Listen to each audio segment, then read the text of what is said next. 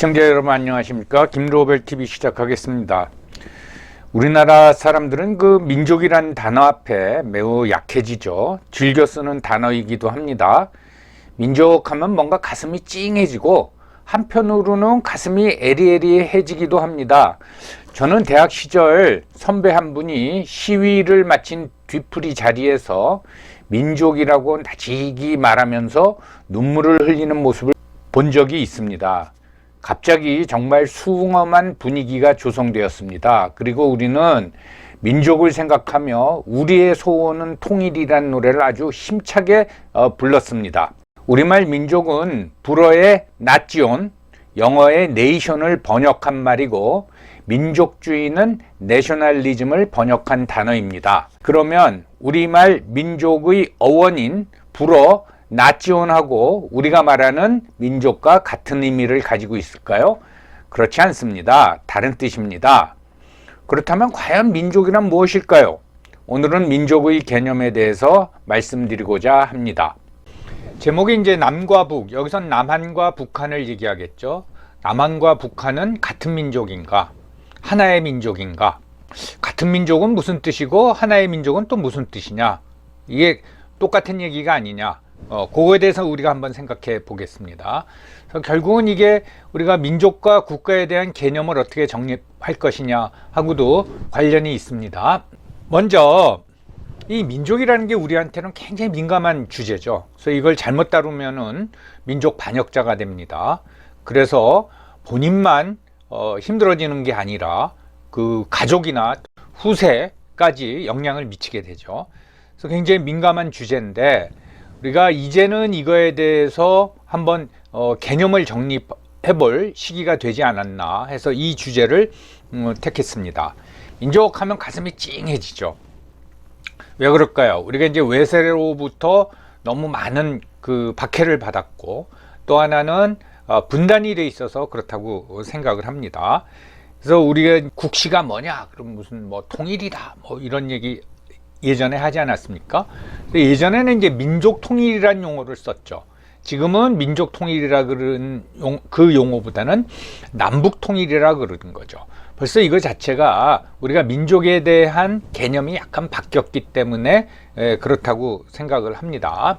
먼저 국가를 뭐라고 부릅니까? 국가. 그러면 영어로 country라는 말을 가장 많이 쓰죠. 그 다음에는 nation, 그 다음에 state예요.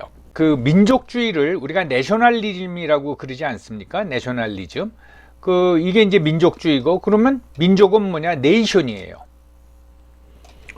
근데 이게 국가라는 뜻으로도 쓴단 말입니다. 그럼 민족과 국가가 다른 것이냐, 같은 것이냐? 어떻게 보면 다른 것 같기도 한데요. 자, 유나이티드 네이션, 우리가 국제연합이라고 번역해서 쓰죠. 그러면 유나이티드 컨트리스 그러지 않고 유나이티드 네이션스예요. 그러면 이건 국가연합이 아니라 또는 국제연합이 아니라 민족연합이 돼버리는 거죠. 미국 같은 경우에 이제 미합중국이라 그러죠. United States of America 그러면은 자, 여기 스테이트 이걸 우리는 국가하고 구분하기 위해서 혼동을 피하기 위해서 주라고 그러죠. 캘리포니아주, 뭐 뉴욕주. 근데 이거는 국가라는 뜻입니다. 그러니까 연합, 국가연합, 그래서 미합중국 그러죠. 근데 우리가 보통 당신 어느 나라에서 왔습니까? 우리가 뭐 국적이 뭐냐 그렇게 물어보진 않죠. 그래서 저게 일반적으로는 외국인 만났을 적에 Where are you from? 하고 물어보지만 What country are you from? 이렇게 물어보죠. 어느 나라에서 왔어요? 뭐 유럽 사람들 비슷하게 생겼으니까. 그러면 이제 What country are you from? 이렇게 물어보는데 거기다 대고 그 사람들한테 What nation are you from? 또는 What state are you from? 그렇게 물어보진 않는단 말이죠.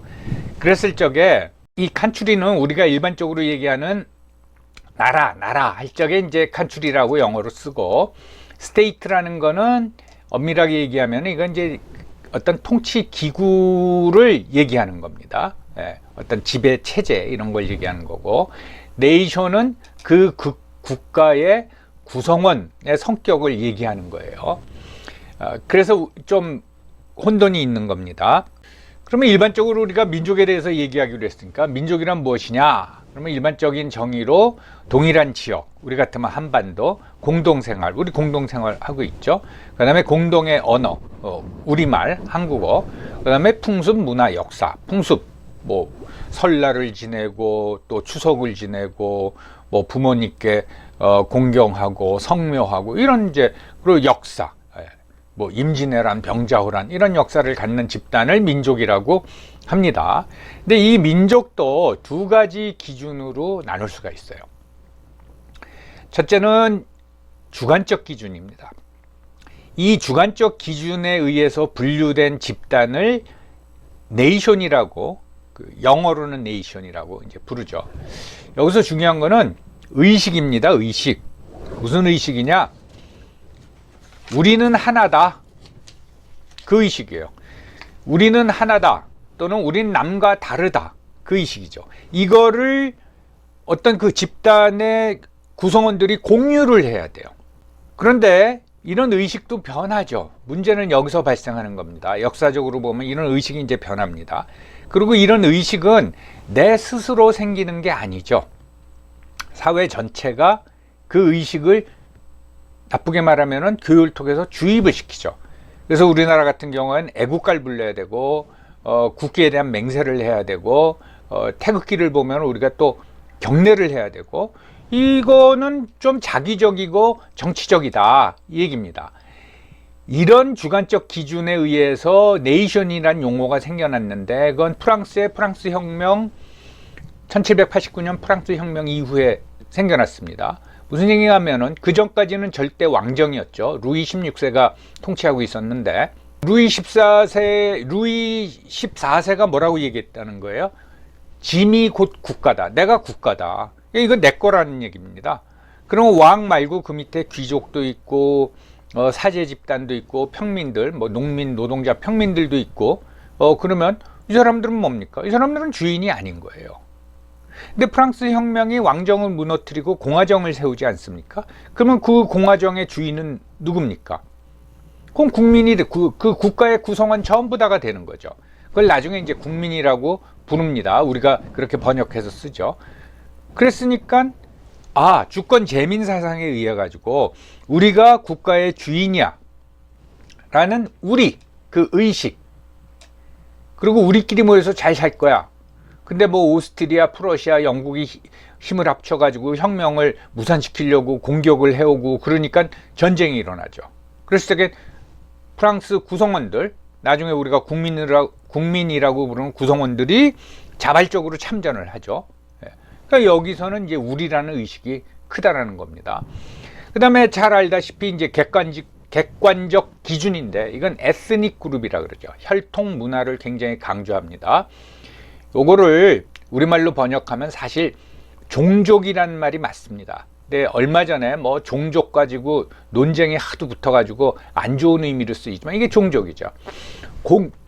공통점이 있다라는 겁니다. 의식 말고 말도 같이 쓰고 뭐 혈통, 특히 혈통이 같다 이거죠. 이거는 자생적인 거죠. 이건 자생적인 거죠. 이건 문화적인 거죠. 이 역시 말도 같이 쓰고 역사와 문화를 공유해야지 동질의식이 생긴다. 그게 민족이다. 이게 이제 객관적 그룹입니다. 그래서 주관적 기준으로 할 적에 우리가 흔히 말하는 민족은 네이션이 되는 거고, 객관적 기준을 강조하면은 에스닉 그룹이 되는 거예요. 그래서 저게 주관적 기준에 의한 의식을 강조하는 건 프랑스 혁명에서 시작됐다. 그 다음에 객관적 기준을 강조하는 민족이라는 건 독일은 1871년에 통일되기 전에 뭐 수십 개다, 수백 개로 소공국으로 다 나눠져 있었죠. 근데 왜 우리가 그러면서 사냐? 합치자 하면서 소위 독일 근대 민족주의가 생겨나지 않습니까? 이게 그래서 저게 이 사람들이 강조한 게 객관적 기준이죠. 그래서 이 독일이 그 통일을 하죠. 프러시아가 중심이 돼서.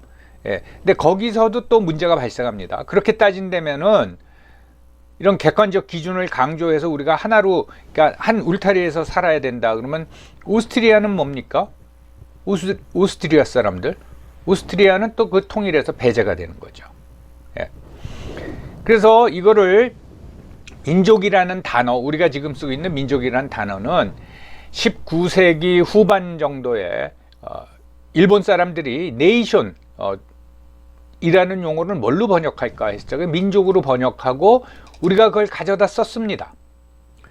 그러면 그 전에는 우리나라 말에 민족이란, 뭐 한자어지만 민족이란 단어가 없었느냐? 없었죠. 없었습니다. 대개 이제 조선 왕조실록을 사학자들이 보는데 조선 왕조실록에 민족이란 단어가 안 나온답니다. 그러니까 없었던 거예요. 그럼 뭐라고 불렀어요? 결애죠. 결애.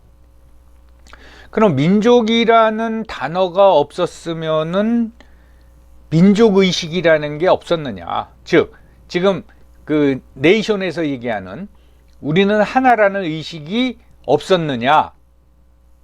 죄송하지만 없었다고 봐야 됩니다.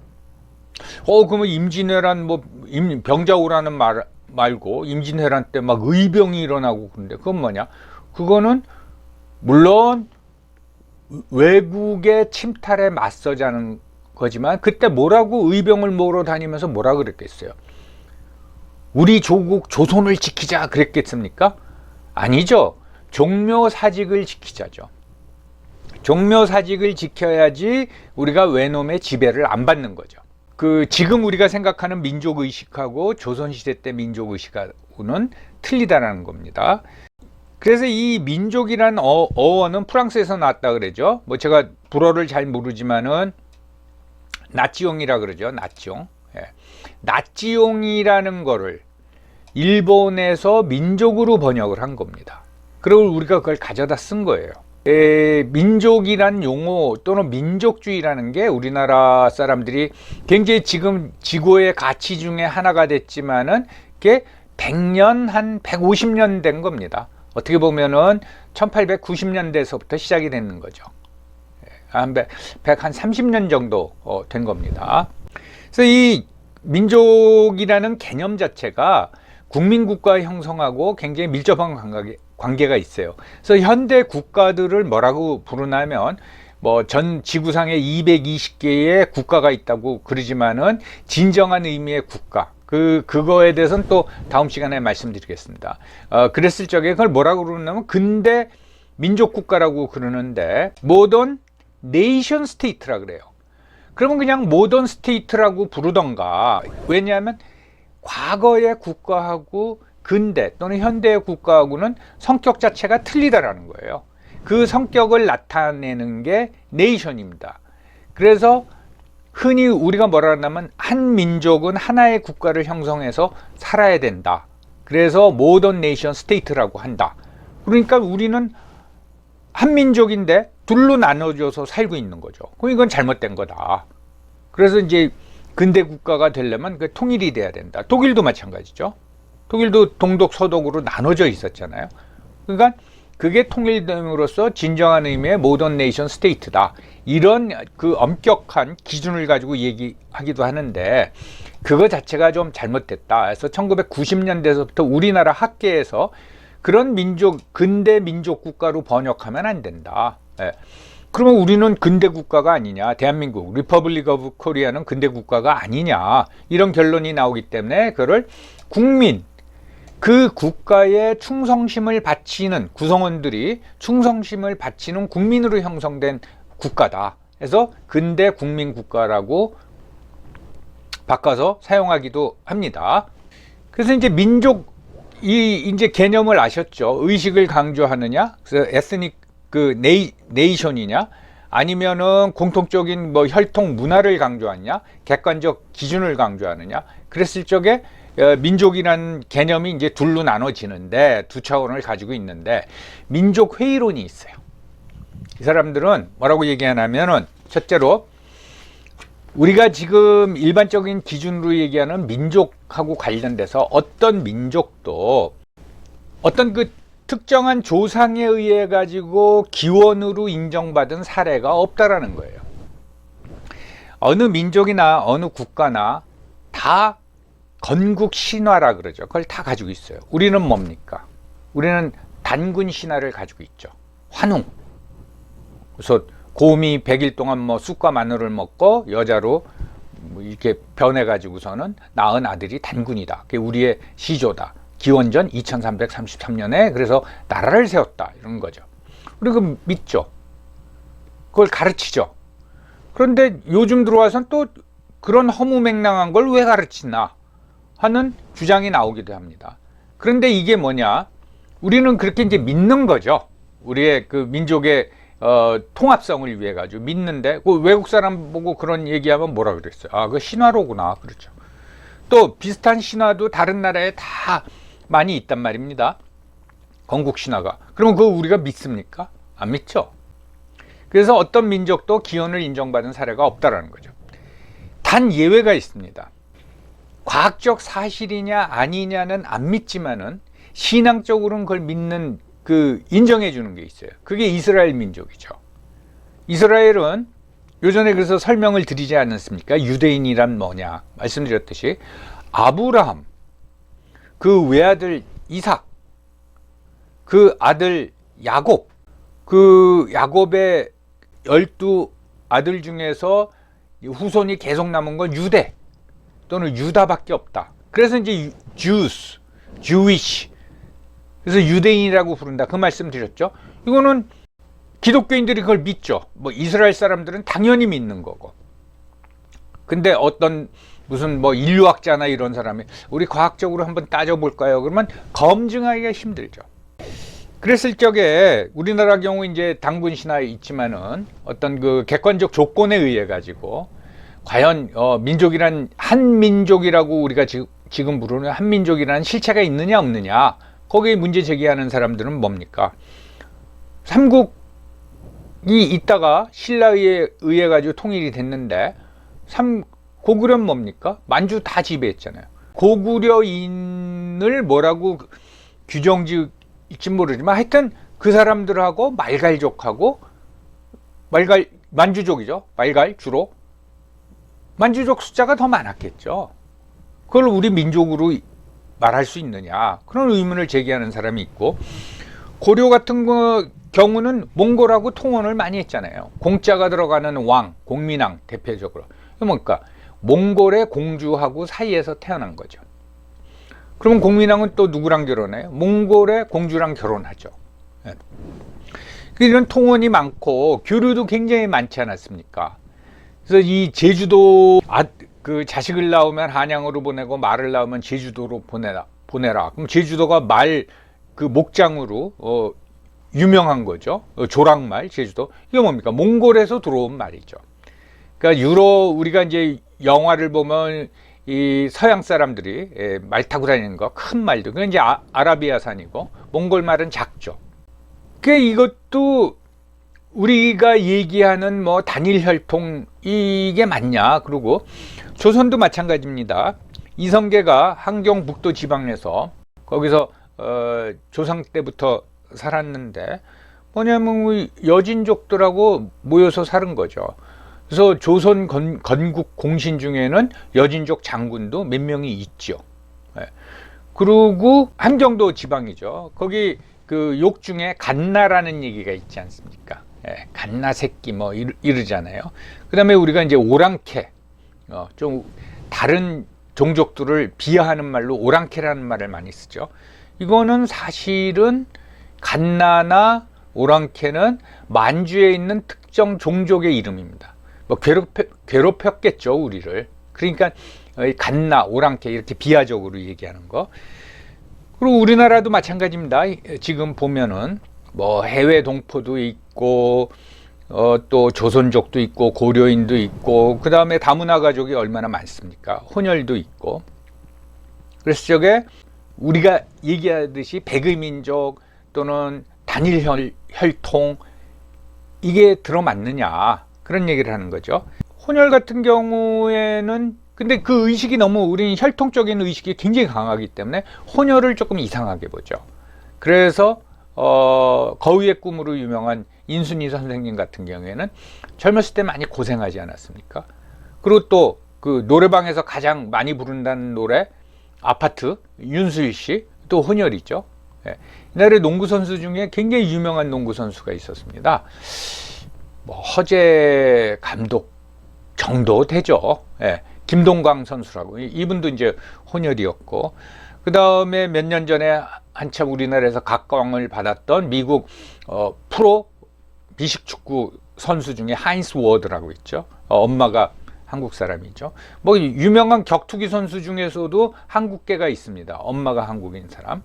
예, 이렇게 섞여 있는데 또 이런 사람들이 과연 해외 동포까지 다 합쳐가지고 정말 우리는 하나다라는 의식을 가지고 있느냐, 그런 의문을 제기하면서 민족 하는 건 이건 그냥 허구다, 허구, 이렇게 주장하는 게 민족 회의론입니다. 그래서 어떻게 보면은 이 사람들은 뭐냐 하면은 이 민족이라고 딱 규정 지을 만한 절대적인 실체라는 건 없다라는 거예요. 예, 없다라고 합니다. 이 독일 얘기하면 조금 더 이제 복잡해집니다. 나중에 기회가 되면 독일 말씀을 드리겠어요. 거기에 반해서 민족 실제론을 주장하는 사람들이 있어요. 이 사람들은 뭐냐면 민족이라는 건 이제 공동의 언어, 혈연, 문화 공동체, 이건 객관적 조건이죠. 거기에 우리라는 민족의식이 주관적 요소가 더해진 집단이 공고한 실체가 많다라는 거예요. 일본, 한국, 뭐 중국 다 그렇다라는 겁니다. 그러니까 이게 민족이라는 어떤 실체를 인정을 해야 된다라는 거죠. 당연히 우리끼리 모였을 적에 외부인, 국가라 그러면 그게 외세, 그러니까 뭐 간섭을 하거나 이런 걸 싫어하죠. 그래서 우리끼리 살려고 하는 거죠. 그건 뭡니까? 다름이죠, 다름. 너와 나는 다르다 이거죠. 그래서 그들과는 다르다는 인식. 캐나다, 미국하고 이제 캐나다를 보면 여러분 아시겠지만 그 국경이 무슨 선을 그은 것처럼 쭉 돼 있지 않습니까? 미국이 먼저 세워지고 캐나다라는 데는 국가가 세워지기 전에 그냥 사람들이 모여서 산 데죠. 프랑스인도 있고 영국인도 있고. 그런데 보면은 독립전쟁에서, 미국 독립전쟁에서 이 미국 사람, 뭐 미국의 이제 주민들이죠. 미국 사람들 중에서도 독립파가 아니라 왕당파가 있었어요. 그러니까 영국 편을 든 사람. 그러니까 같은 미국서 살면서 무슨 독립이야, 그냥 우리 영국의 하나의 뭐 식민지랄까, 영토로 살면 되지 해서 영국 편하고 붙어서 싸운 사람이 있어요. 이 사람들이 막상 영국이 지니까 어떡합니까? 잘못하면 자기네들 잡히면 죽게 생겼거든요. 그래서 영국으로 간 사람들도 있고, 영국군이 철수할 적에 많은 사람들이 정확한 국경은 아니지만 캐나다 영역으로 다 도망을 갔어요. 그건 다 영국 됩니다. 그 당시로 봐서는. 그 다음에 영어를 쓰고, 그리고 지금도 캐나다는 뭐 불어도 쓰지만 영어도 쓰지 않습니까? 그건 뭐 혈통으로 보면 비슷한 사람이에요. 프랑스계가 있긴 하지만은. 근데 캐나다 사람들 미국에 굉장히 뭐 경제적으로 의존하는 게 많지만 미국이 뭐라 그러면 막 화내잖아요. 그게 뭡니까? 그들과 우리는 혈통도 같고 뭐 말도 똑같이 쓰지만 우린 다르다 이겁니다. 예. 너희 좀 인구도 많고 잘 산다고 뭐 그러는데 우리한테 너무 딱딱거리지 말아라. 그런 의식. 예. 그런 집단이 있다라는 겁니다. 그게 이제 민족 실제론입니다. 그래서 이런 민족이란 정의는 우리는 하나의 민족이다. 그걸 뭐 나치옹이라고 부르건 또는 에스닉 그룹이라고 부르건 이건 역사적 경험의 바탕을 둔 거라 이 말입니다. 고대 이제 그리스를 보면은 그리스 우리가 알지만은 폴리스, 이게 사실은 지금으로 따면 하나의 국가입니다. 국가, 폴리스, 도시 국가죠. 수백 개의 폴리스가 형성된 거죠. 그리스 반도 내에. 예. 그 대표적인 게 우리가 알고 있는 게 아테네, 그 다음에 스파르타, 뭐 테베 이런 건데 수백 개가 있었단 말입니다. 그리고 자기들끼리 싸워. 그 유명한 게 펠로폰네소스 전쟁 아닙니까? 아테네가 주도하는 델로스 연맹하고 스파르타가 맹주가 된 펠로폰네스 연맹하고 싸우고 뭐 그러는데, 그럼에도 불구하고 말은 같았습니다. 불구하고 그 사람들은 자기들 그 수백 개의 폴리스로 형성된 그 그리스 일대, 그거는 자기들은 헬라인이라고 불렀단 말입니다. 헬라스. 그리고 그 외 사람들은 바바리안이죠. 구분을 했다라는 거예요. 그래서 재밌는 게 알렉산더 대왕, 예, 그 유명한 알렉산더 더 그레이트는 그리스 반도 북부의 마케도니아 왕국의 왕자였잖아요. 그러면 이 사람이 그리스 사람이냐 아니냐, 이 모호하죠. 이거 그리스 사람들한테 잘못 얘기했다가 큰일 난다고 합니다. 무슨 일이 있었냐면 그 그리스 북쪽에 우리가 일반적으로는 마케도니아 지방에, 그것도 이제 북쪽 남쪽으로 갈라지는 모양이에요. 남쪽은 그리스 영토고 북쪽은 유고슬라비아 영토였습니다. 그러니까 유고슬라비아 연방이라 그랬죠. 연방인데 유고슬라비아가 1991년에 해체가 되면서 거기에 나라가 세워집니다. 그 나라를 세우면서 북부 마케도니아 지역에 이 사람들이 나라 이름을 Republic of Macedonia, 마케도니아 공화국이라고 이름을 지었어요. 그랬더니 그리스가 발끈했습니다. 야, 너희가 뭔데, 마케도니아는 그리스의 영토 역사의 한 부분인데 왜 마케도니아라고 이름을 붙여? 거기다가 북부 마케도니아의 이제 인종이죠. 인종 또 에스닉 그룹은, 종족은 슬라브족이었습니다. 그리스하고는 틀렸어요. 그래가지고 이거 가지고 싸웠어요. 거의 30년 싸웠습니다. 그래가지고 그리스 사람들이 제일 싫어하는 국가가, 여러분 아시겠지만은 그리스가 그 터키에 300년 동안 지배를 받잖아요. 그러니까 동로마 제국이 망하고 난 후에 300년 동안 지배를 받는데, 그래서 터키하고 그리스는 앙숙이에요. 무지하게 사이가 안 좋은데 그 분위기가 바뀌어서 마케도니아 공화국이 제1주족이 돼버릴 것 같아가지고 오랜 협상 끝에 2019년에 그 마케도니아 공화국이 이름을 바꿨습니다. 북마케도니아라고. 예. 이제 그런 구분을 한단 말이죠. 예. 가령 예를 들어서 북마케도니아라고 국호를 바꾼 지역 사람들이 같은 그리스 사람들이었으면 어땠을까요? 그것도 참 의문이 가는 거죠.